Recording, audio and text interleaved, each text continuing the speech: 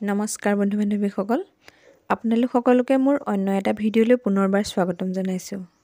আজি ভাবিলোঁ পিঠা কেইটামানকে বনাওঁ আৰু ভবামতেই কাম। সকলো যোগাৰ কৰি লৈ পিঠা বনাবলৈ বহি গ'লোঁ। সেইফালে নাৰিকল ভাজি ল'লোঁ আৰু ক'লা চাউলৰ পিঠা বনাবলৈ আৰম্ভ কৰি দিলোঁ। এই পিঠাটো বনাবলৈ বৰ সহজ, এটাও পিঠা নষ্ট নোহোৱাকৈ আটাইখিনি পিঠা বনাব পাৰি। যিকোনো কাম এটা কৰিবলৈ ল'লে কামটো যেতিয়া সুন্দৰকৈ হৈ উঠে তেতিয়া তাৰ আনন্দই সুকীয়া, নহয়নে বাৰু? পিঠাটো মই কেনেকৈ বনাইছোঁ ভালদৰে আপোনালোকক দেখুৱাই দিছোঁ। এয়া চাওকচোন মই কেনেকৈ বনাইছোঁ। নিজৰ ভাল লগা কামবোৰ এইদৰে কৰি ভালো লাগে কেতিয়াবা।